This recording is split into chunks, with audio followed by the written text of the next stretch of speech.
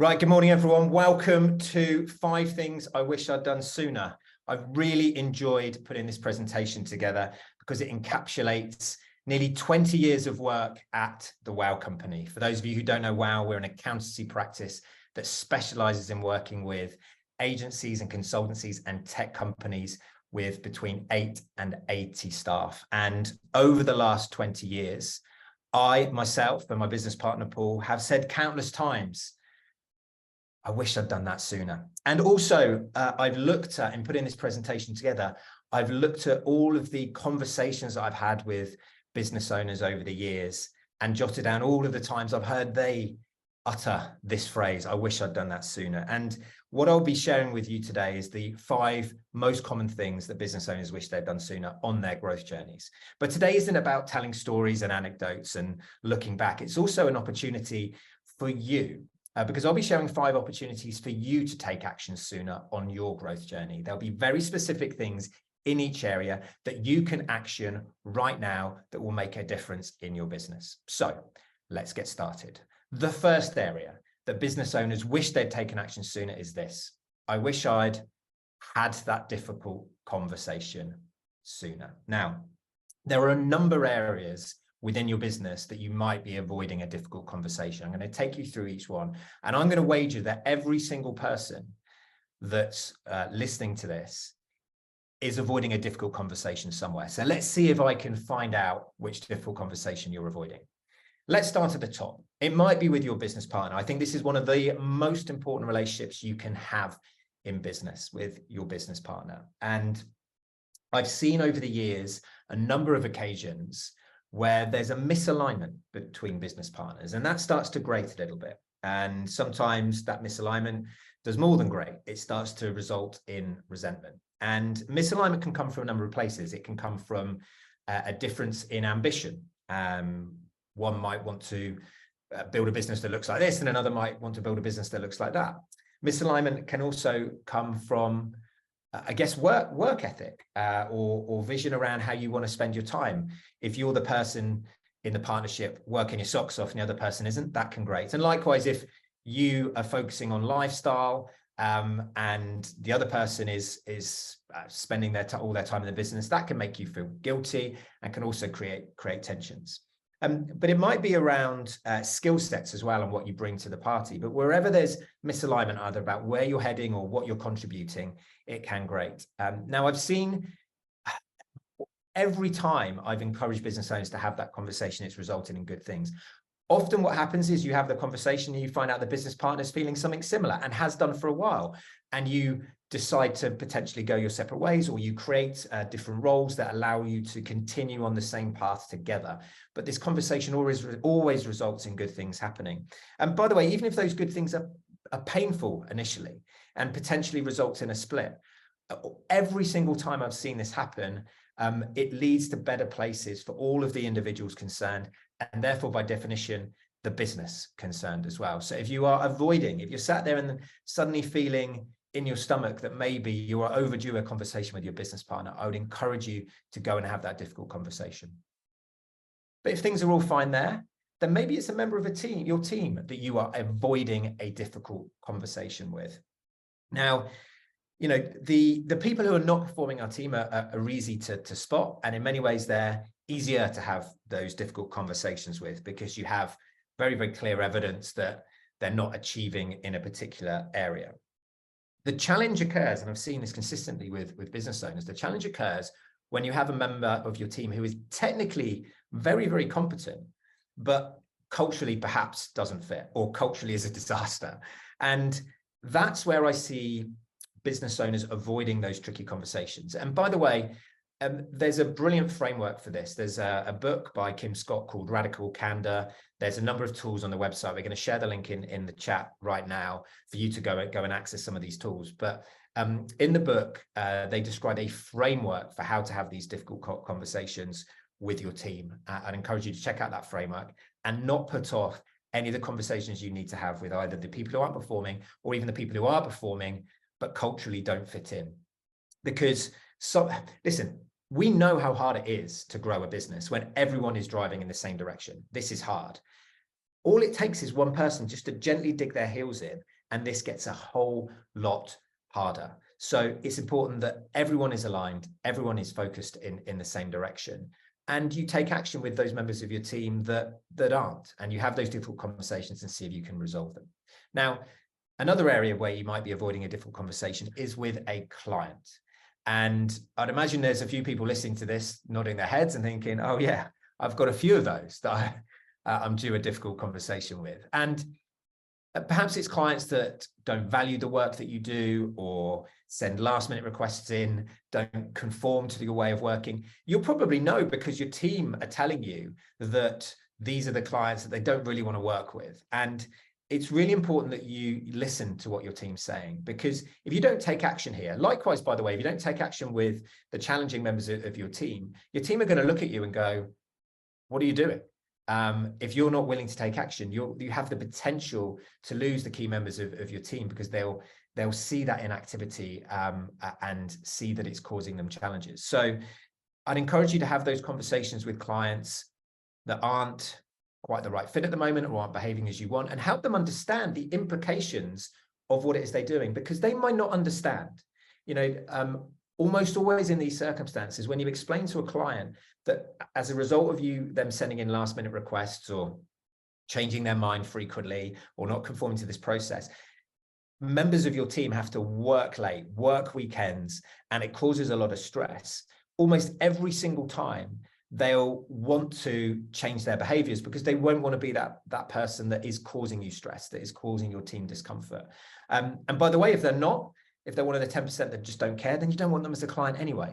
So don't just quietly tolerate things that aren't quite right. Go and have those difficult conversations. Get accomplished and comfortable having the difficult conversations with all of the people that you need to.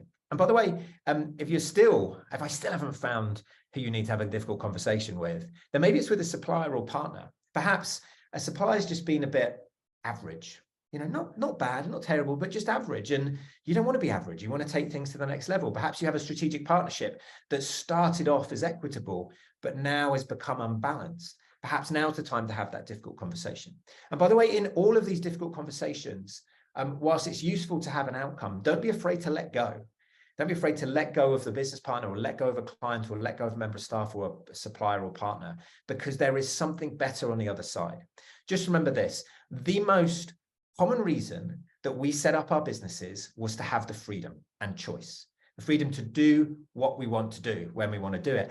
And yet, often we find ourselves in a situation where we're suddenly compromising our values, compromising our beliefs, compromising what we want to do.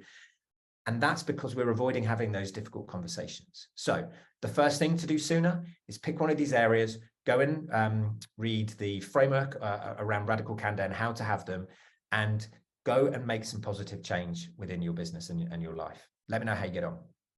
The second area that business owners I see consistently wish they'd have done sooner is invested in their people strategy. I can personally say that at WOW, this was something that we got to grips with a lot later than we would have liked to. This is a mistake that we made ourselves. Paul and I thought that culture would just take care of itself. And it's only once we got conscious about it several years in, after making several mistakes, that things started to really get interesting, really get exciting, and our growth accelerated. And also it became a far more joyful journey. So what does investing in our people strategy look like? Well, first of all, we have to have a written plan. Often, when I inquire with businesses and ask them questions, they'll have written plans for their sales and marketing activity. But when I ask them for a plan for their culture, a plan for their people strategy, there won't be one. And this is such a crucial area that it's essential that we have that written plan. And some of the let's look at some of the constituent parts of that plan, some of the areas that you can invest in.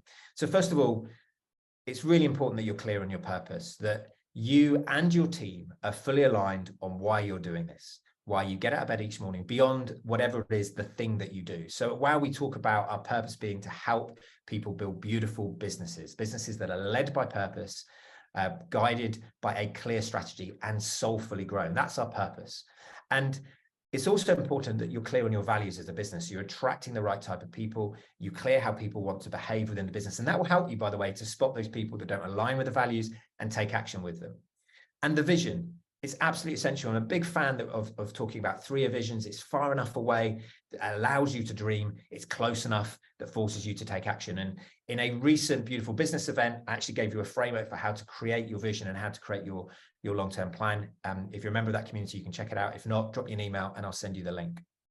And what's really important with all of this, and a lot of you will have these things, and it's great that you do, but the challenge I have for you is, are you really bringing these to life? Are you talking about them in your business every single day and telling stories about how you are achieving your mission, how your team are living by their values, how are you moving towards your destination? This is what brings it to life. And we need to tell these stories every single day in our business so that people feel it.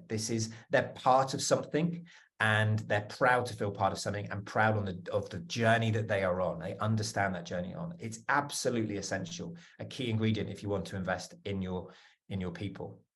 And then once you have that core, it's then about nurturing that talent. And, a great question to ask yourself is, if you went around to every single one of your team and said, right, what's your number one priority right now? And what is the one thing that you are working on to improve yourself? And would they all very clearly know the answer to that? Are they clear about what it is that they need to focus on to help the business achieve their objective? And are they clear on what they need to work on personally to move them on to the next level? That is what nurturing talent looks like, is that real clarity and alignment. And, a lot's been said around personal development plans, and there's lots of great frameworks out there, but are your team clear about the one thing that they need to focus on that's going to make the biggest difference to their progress and their careers? Other things to think about here is, the coaching that you're currently doing and how you're developing that talent, particularly around leadership skills and building the core skills that you want to bring into your business. Do you have a conscious plan for nurturing the key talent within your business? And actually, as you go on this journey, it's really important that you measure engagement. When we've done research on this, not enough businesses are actually empirically measuring the engagement of their team. And there is no excuse for not doing this, because we have some incredible technology that will help us to do this at a click of a button. So we use Office Vibe at WOW, and every 2 weeks, Office Vibe sends a survey out to our team to check on them on the 10 key employee engagement metrics. And we get data, really powerful data that allows us to spot challenges before they become really big issues, and gives us the areas that we need to improve on. Now, because we're 50 people now, we can split that down into teams so we can see how teams are feeling. We have an opportunity for our teams to provide completely anonymous feedback to us, completely anonymous.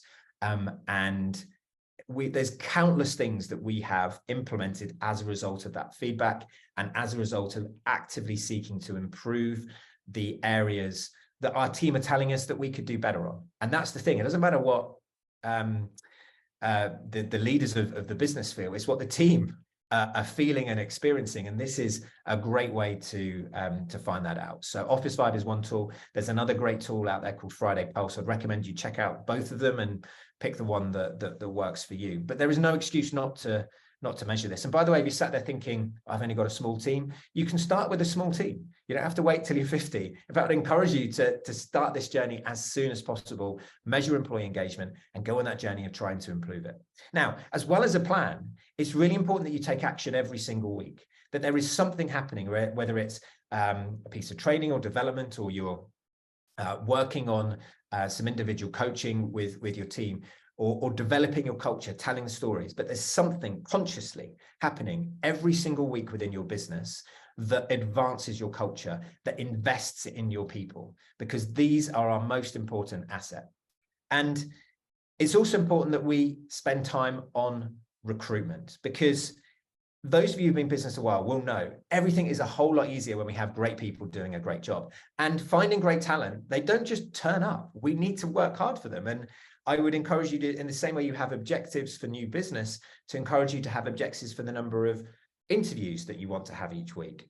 And for you to think not just about who you need to hire right now, but who you need to hire in 3, 6, 9, 12 months time, and start sowing those seeds. Because if you're just going to be reactionary to this, well, suddenly you win a big contract, let's go and hire some people, or a member of your team leaves. And by the way, the average attrition rate for staff for UK businesses, certainly the small ones we've surveyed, around about 18%. So in any given year, you're going to have 18% of your team leave on average. So you're going to need to recruit great talent just to stand still.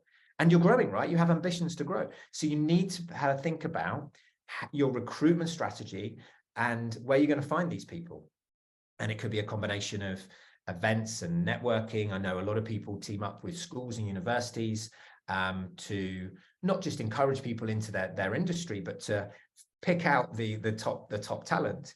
The other things you can do is work with recruitment agents. There are some really good ones out there. Find the good ones in your industry, build relationships with them, and ensure they come to you first when they find the right match. So to find the right match, you need to help them understand your purpose, your values, your vision for the business, and how you make a difference so they can find people that align with those. So the thing that's going to make recruitment a whole lot easier, as well as doing some activity around it and setting targets, is ensuring that you're showcasing your employee value proposition. So all of that stuff I talked about earlier, your purpose, your values, your vision, where you're heading, how you nurture talent, telling those stories.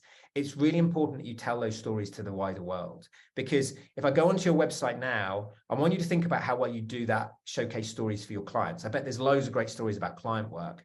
Are you doing the same for your talent? Or is there just a little careers page at the end that just says, please send us your CV if you're interested?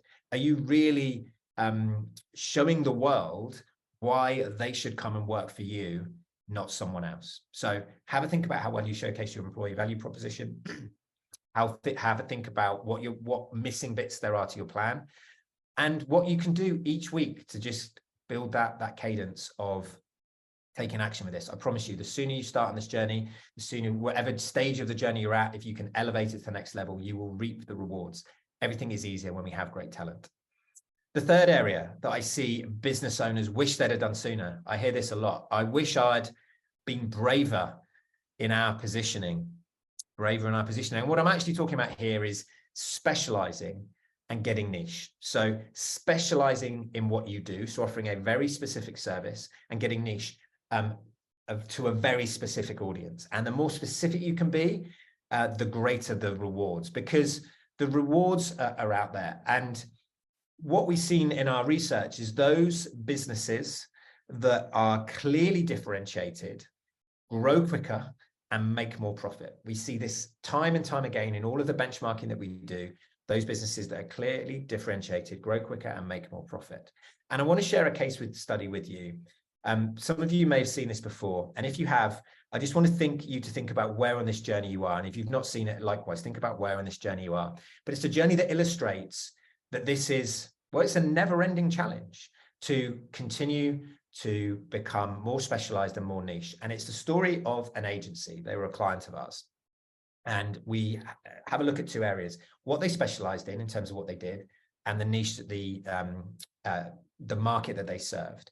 And they started off as a generalist. They did marketing for anyone. And a lot of you sat there listening to this can perhaps recognize that when you started, you did anything for anyone. Of course you did. I understand. We were the same at WOW. That's where we started. We would do the accounts for anyone. But of course, over time, you realize that actually it's important to start narrowing the focus. And what this agency did was they focused on PR and comms, and they did it for brands. They recognized that actually the small businesses simply did not have the budgets to match their level of ambition and their growth plans. So they were very clear, we're going to focus on PR and comms. That's what we're good at. And we're going to focus it on brands. The next level they took it to was actually said, well, look, PR and comms is quite big. We're going to focus on internal comms. We're really good at that. We've got some expertise. We're gaining some traction. There's a few case studies building up. And we're going to focus it on 5,000 plus employees. Makes sense, right? You're more likely to need internal comms the bigger the organization. So even larger still organizations focused on internal comms. And you know what? If they'd have left it there, that's pretty specialized. That's pretty niche. But they didn't. They went further. They noticed that employee benefits communications was a particularly underserved niche that they happened to be very good at. Clients valued highly, and they could charge a lot for, disproportionately. They could be highly profitable by focus on employee benefit comms. But they also noticed the clients that valued this the most were in highly regulated industries. They started to develop a specialism there. And as you can see, this evolved over time. It didn't just happen overnight, it didn't come to them. They were just constantly looking and thinking, how can we become more specialist? How can we become more niche? And as they went through this journey, they charged more, they made more profit. And also it was easier for them to do the marketing. And again, they could have finished there, but they went one stage further. They didn't just stop at employee benefit comms. They noticed that pension communications was a particularly valuable area for these highly regulated industries, but not just highly regulated industries. They focused on financial services. And this is where they ended up. They went from doing marketing for anyone to doing just only pensions communications for financial services businesses. They charged a fortune. They were literally the only people in the world doing this. They were the best in the world at this by definition, and they could charge what they wanted because this was highly valued by the client. So the question for you is, where are you here on this journey? And you might be at different stages, by the way, in terms of specialism versus niche, but how can you take it to the next level? Because the rewards are out there. And by the way, this business sold for an incredible multiple a few years ago. And the value that the acquirer placed in that business was attributed to their specialism and their niche. They really wanted to get in, they add this to their bow. So other questions to ask yourself when it comes to your positioning and helping you to be brave with this is, what does your dream client look like? I mean, really, really specifically, narrow it down, be brave with this, be bold. Perhaps you could even produce a dream list of your clients and then start working out what you can do to get to them. But if you can't do this, if you sat there and I literally can't produce a list, it could be anyone, then you have work to do. But the narrower and shorter this list is, the more focused it is, the better results you can get. Now, what do you offer those dream clients that they really value? You know, what in terms of your positioning again, so this is around, we've talked about who to offer this for, but this is around what you'll do, your specialism. There are things that you do right now that clients disproportionately value. What are they? And how can you bring them to the fore much, much more?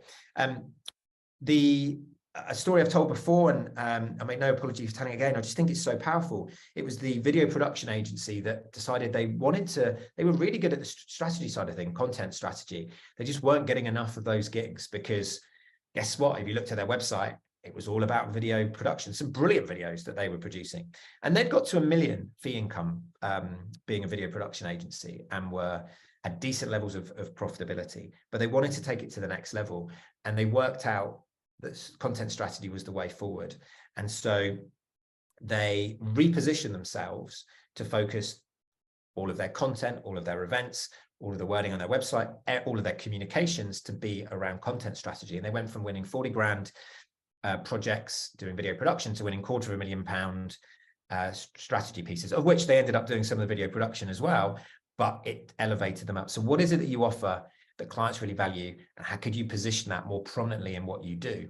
And then what's your secret sauce? So that's who you do it for, what you do, and then it's the how you do it. What is your secret sauce? And if you're not sure about this, a great question to ask your clients is, if we disappeared tomorrow, what would you miss the most? If we disappeared tomorrow, what would you miss the most?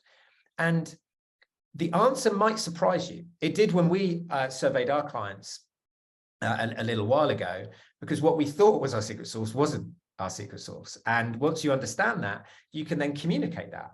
And a really good test is making sure that what your clients think is your secret sauce is aligned with what your team think is a secret sauce, so they could do more of it. And then that's published in all of your communications, making sure those three areas are aligned. If we disappeared tomorrow, what would you miss the most? We need to then make sure that our positioning is communicated really clearly through everything we do.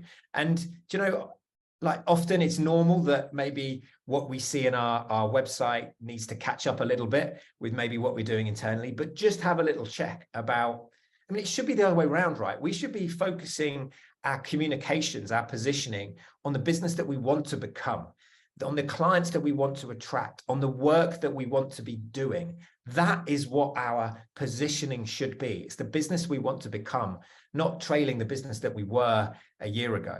So have a think about the business you want to become and then communicate that through everything you do.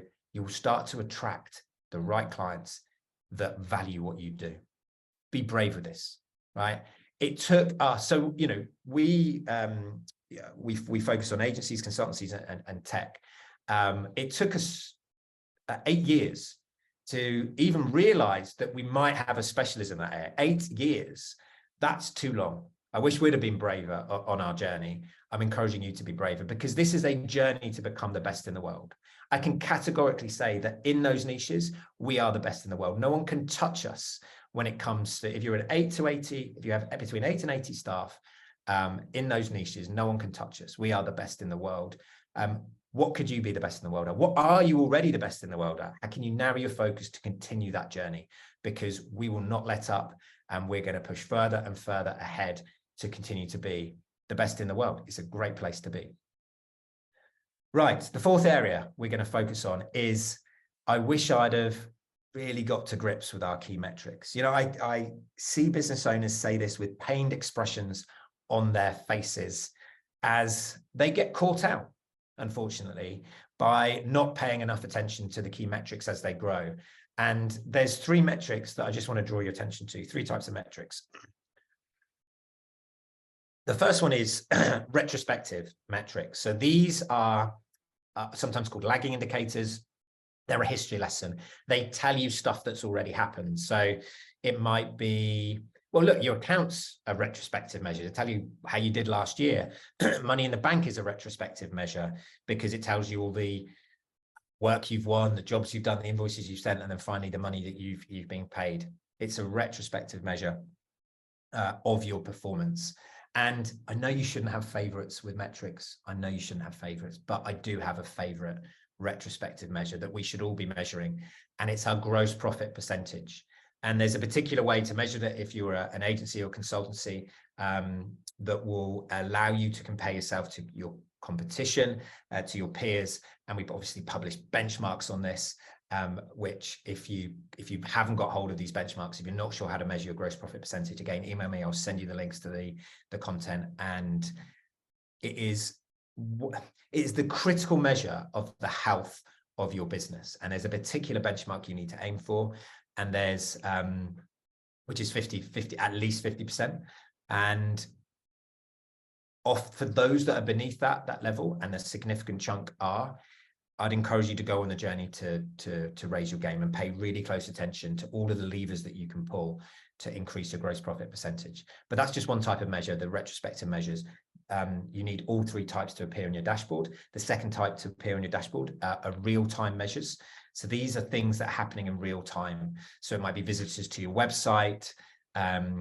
It might be, well, my favorite one is live job profitability.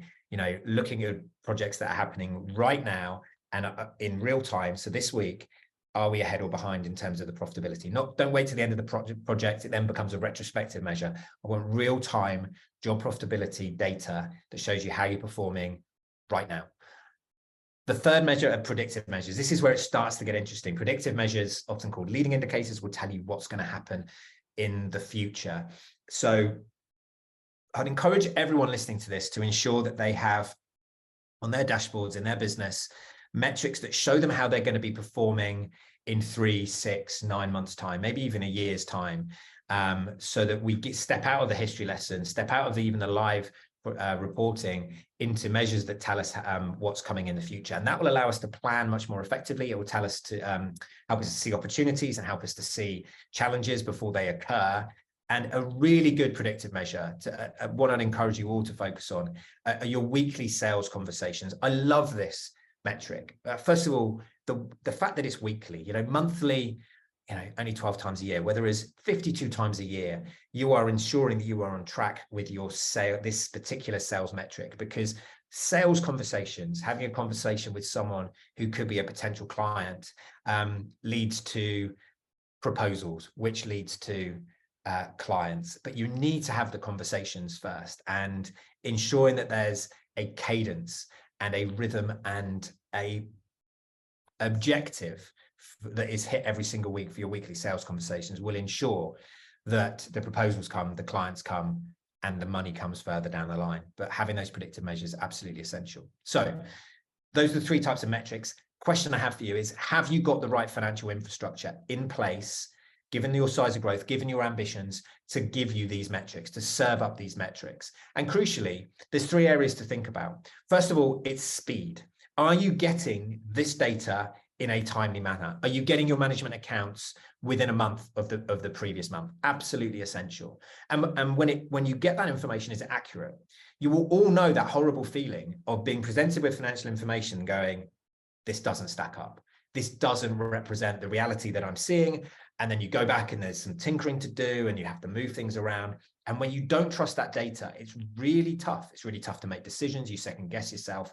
It's not a great place to be. So is your data accurate? And also, is it of high quality? And by quality, I mean, can you go into the detail? So I talked about gross profit percentage earlier. Can you measure gross profit percentage, not just across the whole business, but by department, by service offering, but even by client? If I walked into your business tomorrow and said, right, I'd like a league table, please, of clients by profitability over the last 3 months, that's what quality data looks like. If you go, sure, click a couple of buttons, here you go. Do you have that information at your fingertips? This is what high performance looks like, by the way. And certainly as you scale and as you grow, it's really important that you get this right. So as well as the speed and the accuracy and the qualities, do you have the expertise to interpret the data?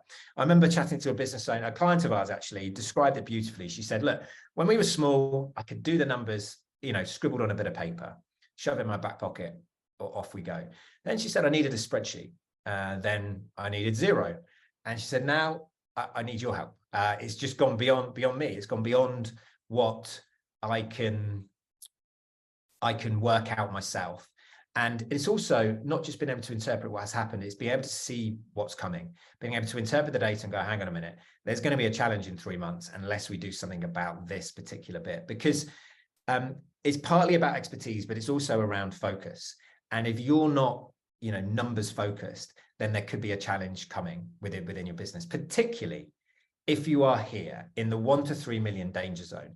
And I see this consistently, particularly with agencies, consultancies, as they get near 1 million, the complexity increases, first of all.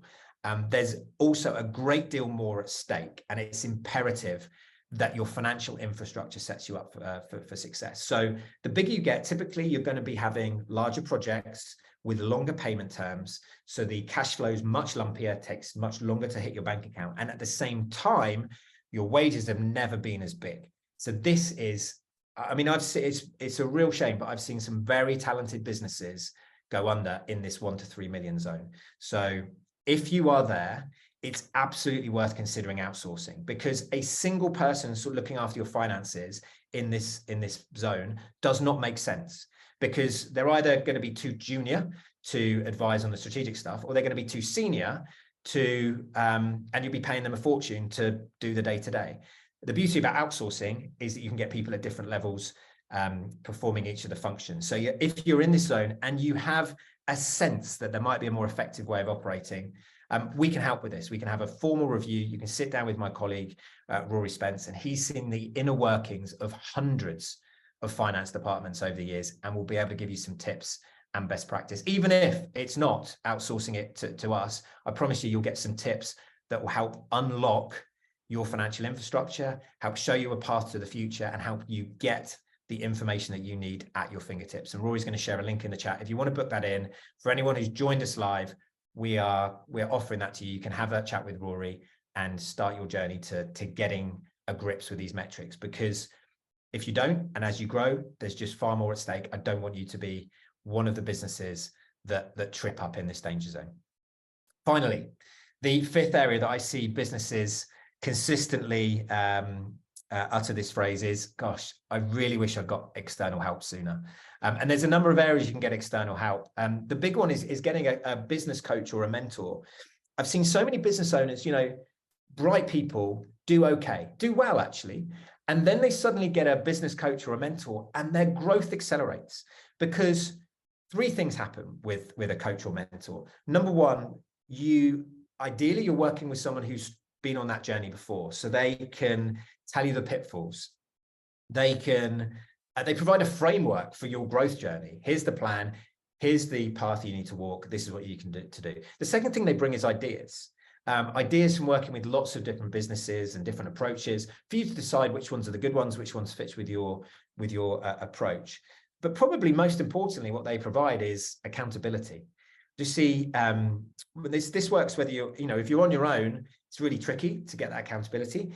If you're in have multiple business partners, the danger is it just gets a little bit too cozy, particularly if you were friends to start with. And having that accountability, having that structure, having that plan to accelerate your growth makes a huge difference. So if you don't currently, if you're kind of ticking along doing okay and you want to take things to the next level, I'd encourage you to find a coach or mentor who can help you take things to the next level. Perhaps it's a specialist consultant in a particular area. We've benefited at WOW over the years by bringing in particular people at particular times to help with various challenges that we've had, or perhaps we've noted that we need to raise our game in a particular area and we just don't have the expertise in-house. So that might be around our IT skills, right?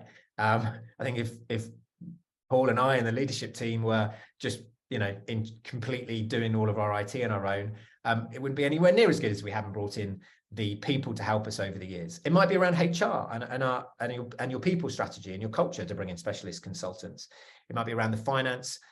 It could be any number of areas where you can bring in particular consultants to help you move up to the next level. It might be peer support, by the way, that you can get external help. You're not alone in this journey. Sometimes it feels like you are, but there are thousands of people going through very, very similar experiences to you. There are thousands of people that have solved the challenge that you're currently mulling over. There's thousands of people who are willing to support you on your journey. And, I've benefited hugely from being part of various communities either I've set up or I've joined over the years. And, if you're an agency, I'd encourage you to check out the Agency Collective. If you're a consultancy, check out the Consultancy Growth Network. And for any other business listening to this, we've got our beautiful business community, which looks after all businesses and provides you with this peer support. Go and seek the support of people who are walking this path with you and get their guidance. We're not alone on this journey. Any time that you spend getting external help, whether it's from a mentor or a specialist or from your peers, is an investment in yourself and your business.